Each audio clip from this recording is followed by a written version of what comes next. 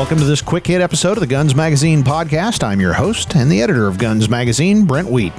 Today I'm joined by a special guest, my counterpart at American Handgunner magazine, their new editor, Tom McHale. I caught up with Tom last week at the annual Shooting, Hunting, and Outdoor Trades, or SHOT Show, in Las Vegas. We sat in the booth of our parent company, FMG Publications, and rested our feet while we geared up for another long day among the 12 miles of shooting industry booths at SHOT. But before we get started, I'd just like to remind you that if you have comments or questions, please send me an email at editor@gunsmagazine.com. Remember, you can listen to us at gunsmagazine.com in the podcast tab, or subscribe to us at your favorite podcast directory. Whatever you do, please tell all your friends about us, even the liberals. Now here's my chat recorded live in the FMG booth at the 2020 SHOT Show with American Handgunner magazine editor Tom McHale.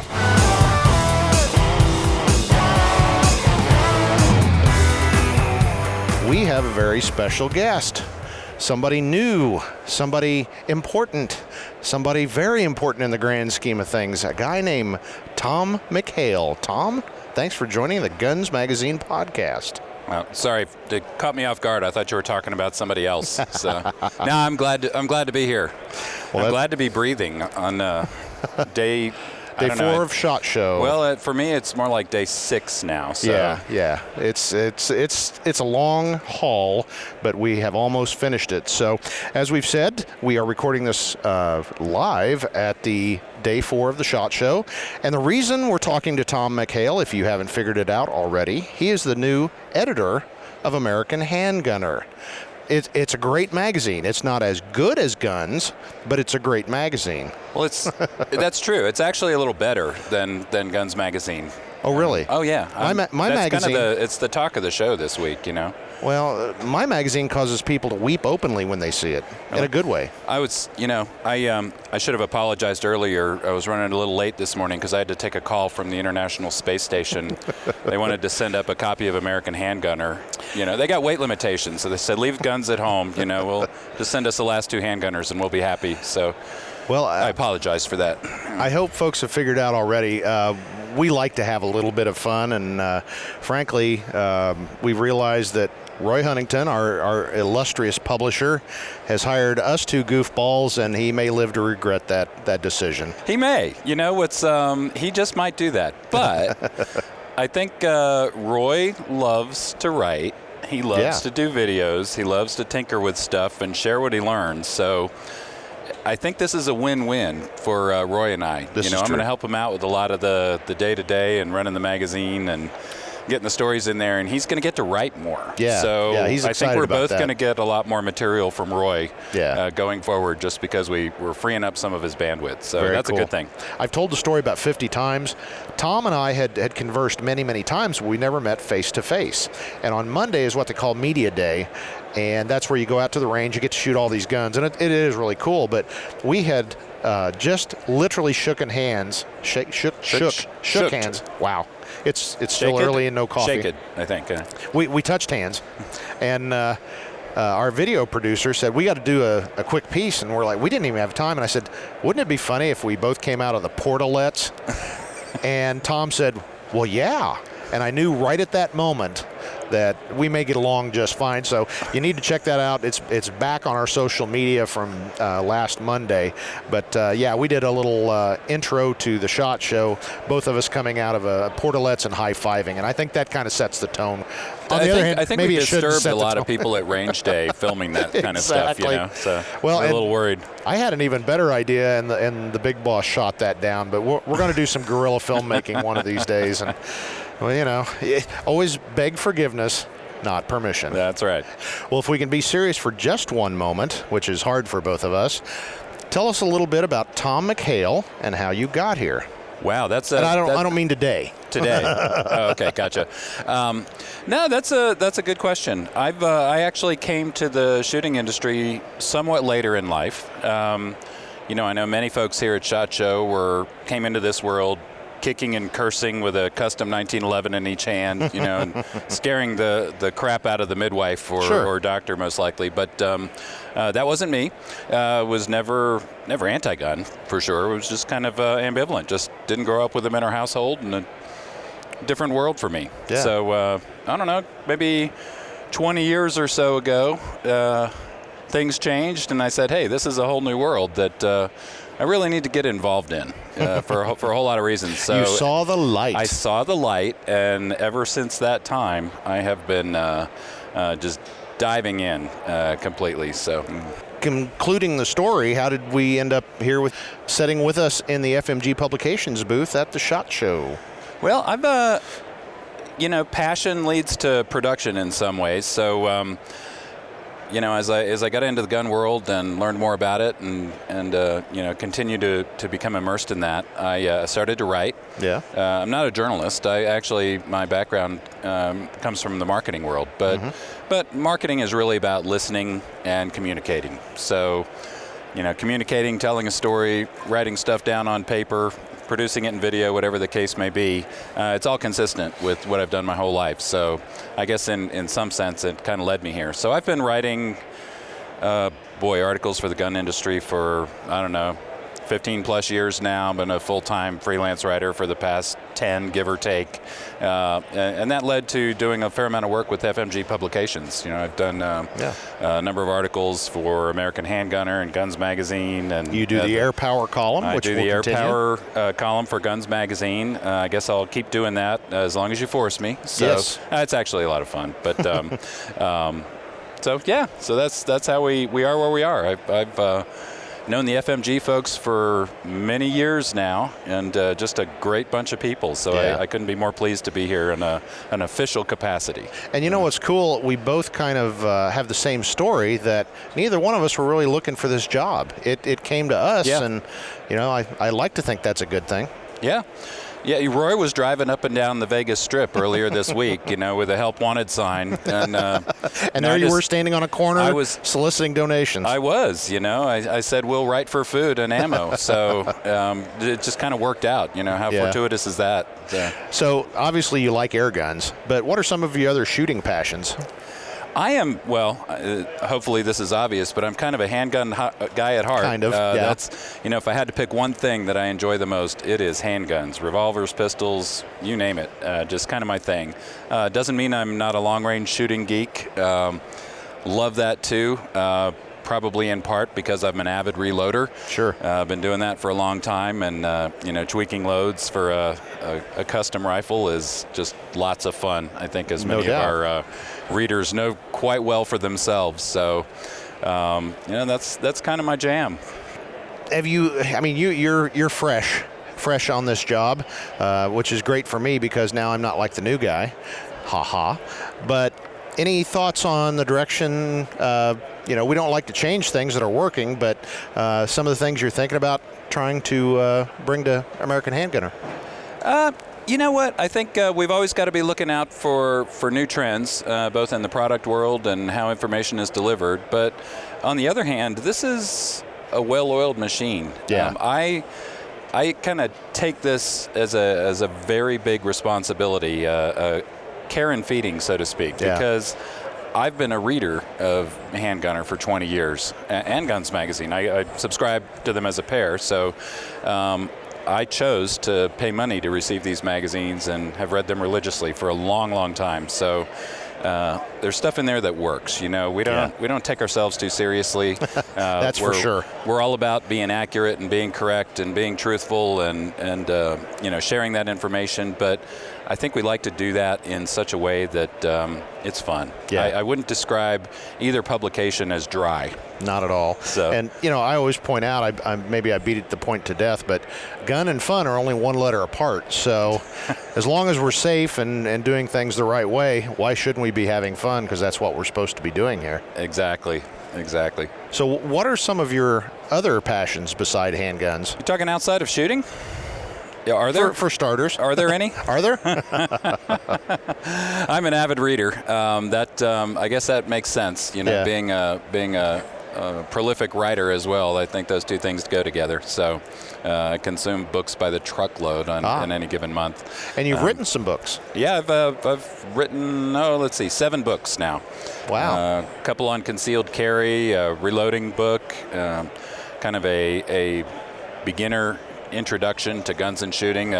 Some of those, about 4 of those books are under the Practical Guide to brand. The Practical Guide to Guns and Shooting, Handgun Edition, for example, or the Practical Guide to Reloading Ammunition.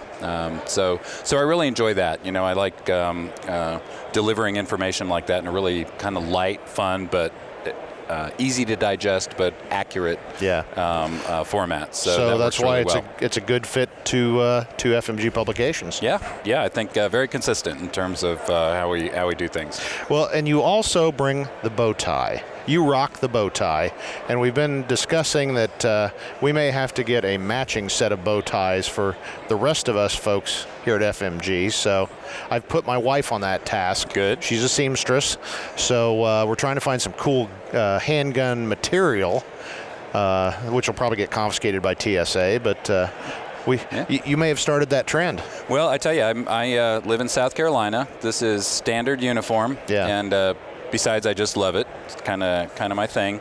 And what's interesting, there are, I haven't seen the final count yet. Maybe you have. 70,000 people here, give or take a few. A lot. This week, I have seen 2 other bow ties in the entire event. Now, one of those is from our very own Dr. Will Dabbs, who many of you are quite familiar with. Boy, what an awesome individual he is. Yeah, he's just cool all the way around. But I do have to say I have bow tie envy because Will has handmade bow ties made from his old Army fatigues. Yeah. The other day he was sporting a different one that was cut from his jungle camis. Yeah. So I was envious of that. But I did see yesterday, as a matter of fact, a guy stopped me in the hall in the downstairs area, and he was sporting the bow tie too. So, really? Yeah, I should have taken a selfie, but we didn't get around to it. So. Well, maybe he was the third. Well, maybe next time we all join together, which I'm not sure which event that'll be, but maybe we'll all have the matching bow ties, which I still can't decide. That'll either be really cool or really stupid, but either way, I guess that kind of fits our mold, doesn't it? Yeah, it works either way, and I think in my vision, it's going to have pistols, revolvers, rifles. Got to have a lever action in there somewhere. Maybe black and white. We'll see. I don't know. I don't know if you can find lever action cloth. Yeah. Hey, we're on it. Handguns may be hard enough. Hey, we could put out a call. Anybody out there? This is true. Get us some good fabric. We'll get it custom made. Editor at gunsmagazine.com, and we will give you a special mention if you can help us source some cool looking gun related bow tie material. So actually, let's up that a little bit. Okay. Send a selfie holding the material. That would be even better. And give us a quick permission to use it, and we'll put it up somewhere. Or if you have someone in your life that can make a bow tie, make a sample and send us the picture, and I would definitely feature that someplace. Oh yeah, absolutely. So I'll tell you something that really struck me when I first came aboard here is how engaged and protective our readers are of our brands. I've worked a lot of different places. I know all the editors in the business, and I've worked for other magazines too. And I think our readers, it is striking how much they feel a sense of ownership of our magazine. Have you seen that too?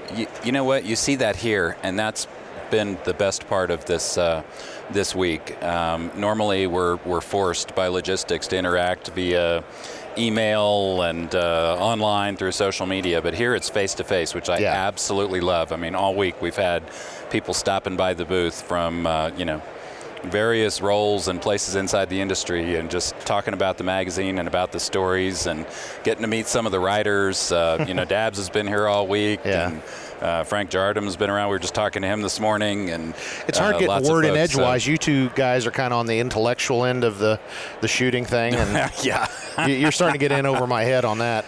Well, that's only if you count intellectual as talking about 9mm Gatling guns. Is that that's what does that qualify as intellectual? So hold that thought. That may appear in a future issue before too long, because that's one of if we can get it worked neatest things that we saw here. Yeah, talk a little bit about we're here at the SHOT Show, which is the annual the Paris fashion show, and the Indy 500, and July 4th and Christmas for the gun industry. I'm cautiously optimistic, and coming into this show, a lot of folks just weren't really sure what direction we were headed. Right. And I'm hearing more and more positive than even I was expecting. Has that been your experience? Oh, I've absolutely picked up a big optimism theme, and that's backed by objective observations too. Yeah. One of the things that we get is press release emails from hundreds of companies. That's how we find out about new stuff, right? I have never, and I've been doing SHOT Show for many years now, I have never been so bombarded with new product, incoming announcements and releases and all of that. Never, not even close. I mean, this year exceeds all previous years by far, and I view that as a fantastic sign of optimism. People are innovating, they're building, they're investing in new products. Oh, heck, look upstairs. We, the NSSF, had to expand the new product area to another floor. I mean, It's just proof's in the pudding, right? People are spending money investing in products. They're spending money to come here and educate all of us about what they've made. I mean, that's good stuff for all of us. Well, I've actually had some conversations off the record with some folks that they don't want to be quoted on this, but one in particular, a very large company, said, it's preliminary figures, but when they're done, they'll have had the best year ever. Yeah, I've heard that from several too. And there's a lot of orders being written here at the show. So that I think the overall, the entire industry was taking a collective, let's see what happens in Vegas. Right. And I'm feeling cautiously optimistic that the test is being passed, that folks are realizing the industry is healthy and robust and will grow. Right. Of course, the politics is on everybody's mind. But I put it to somebody I was interviewing yesterday who's a very important person in the industry. And I said, now, if things don't go the way we want them in the next election, do you think some of the same mistakes will be made? And he had a very interesting observation. He said, last time there was this enormous spike in firearm demand, they didn't have the capability to fill that demand. So everybody bought machines, they hired people, they bought warehouse space or built plants. And he said now they learned their lessons, that when that demand went away, there was way too much capacity, which kind of threw the industry into a tailspin. Right. He said that won't happen again. If a huge demand spikes, most of these companies learned the lesson, and all that machinery, it's sitting there under a carefully applied layer of plastic, and it won't take that much to ramp the capacity back up. So I thought that was pretty interesting. Well, I think there's an interesting subtle point in all of that too, is that in the past, in big election years, we've seen optimism in terms of numbers, sales numbers and production, but it's been based on fear. Exactly. So it's fear of what might happen and fear of what might go away and fear of the future. This year, that doesn't exist. I've detected none of that fear factor coming in. Who knows what's going to happen in an upcoming election? Sure. But it's a very different environment. So I think the optimism here and the investment that we're seeing is really, it's based on sound principle. It's based on actual customer demand and desire, rather than fear. And I think that's an important point. And another interesting point that I was talking to Al Casper, who is the CEO of Savage. He just basically put together a group of investors and bought the company. So now you've got a longtime Savage guy running the company, which has got to be a good thing. And Al's a great guy, and he's exceptionally smart, far smarter than I am on this kind of stuff. But he made an interesting observation while we were talking about all this kind of stuff. He said, we have got to get the rank and file, guys like you and me that are not necessarily politically active. We don't like to march. We don't like to protest. But he said, unless we do that, we're reaching that point where the other side of the aisle has finally figured out how to make their voice heard, and they're drowning us out. Yeah. And he said, I don't have the answer to that. Some far smarter people than I. And, things like hunter recruitment and retention, those are all great. But as a whole, he said, are we really practicing what we're preaching? And I thought that was really interesting from a major gun manufacturer, that he just feels like we're still not doing ourselves any favors. And the situation in Virginia is a great example. If the gun owners had turned out and voted, all this controversy and hullabaloo wouldn't have happened. Right. Yeah, now a little too late, but that's been a big topic this week. I mean, the response in Virginia has been phenomenal. You know, But correct, like you said, if that passion had manifested itself earlier at the polls, we wouldn't be facing this situation. But I think there's a little bit of waking the sleeping giant going on. I hope so. And this is the threat has become very real, as evidenced by Virginia. Now, exactly. with all that said, I'm absolutely thrilled that it was a peaceful event. Yeah. And I think we were talking at dinner last night about some of the satirical headlines from that event. It was like, anti-gunners stunned to find the event location cleaner after than before they found it. And that's absolutely true. Okay, let's talk a little bit about our off-the-air adventures. We had an interesting one last night. We won't tell the entire story, but we knocked on a door. We were meeting some folks, and guess who opened the door? It was Lou Ferigno, the Incredible Hulk. Yeah, how random is that? I mean, I had no idea that that was was going to happen. That's the kind of thing you run into at SHOT Show. When you knock on a random hotel suite door on the, an upper floor, and it was funny. The Incredible Hulk answers. We were both kind of, starstruck. I mean, I grew up watching the Incredible Hulk, and we chatted very briefly. And Tom and I were talking later that we both had the thought of, I'd really like to get my picture with him, but it just seemed like a really cheesy move at that moment to say, can we take our picture with you? I'm trying to decide this morning if I regret not asking for a selfie or. What a moment, though. Boy, that was fun. That was. I had another funny one yesterday. I was walking through, they have what they call Radio Row, where there's a lot of radio shows going live. And I looked over, and I'm a country music fan, and there's a guy named Craig Morgan. So anybody that listens to country music knows who Craig Morgan is. And I'm like, that's Craig Morgan. How cool. Yeah. And then I looked at his name tag, which we all wear these name badges, and his like Billy Johnson or whatever. I'm like, I did like a quadruple take. I'm like, that's And I had that, do I go over there and say something? And then him go, yeah, everybody says I look like him. But come to find out a few minutes later, yeah, that was him. He had to borrow a badge to get in here. Hope I didn't rat him out. We don't want to get him busted. Yeah. But he's Craig Morgan. He's a great guy, and he's, a shooter and all that stuff. So I missed that opportunity, too. We could have gotten some help to check that situation out because Chuck Norris is here. We could ask Chuck to go figure out what's going on with that name badge situation. So we need to get our picture with Chuck Norris. Yeah.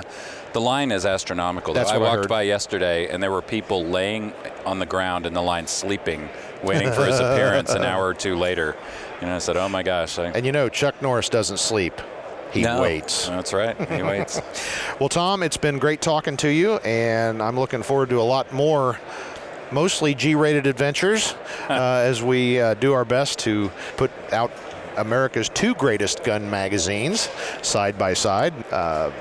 Anyway, at that note, I think we'll cut out. I've got some more meetings. You've got some more meetings, and we got to go stalk Chuck Norris. Yeah. Hey, I'm going to see some products today. Really? I've been meetinged out all week, so today is kind of a day where I can actually wander the halls and find I'm things. still meetinged out, but we found time here in our booth to knock out a quick talk because I've been wanting to get you in front of our audience and let folks know who you are and what you are.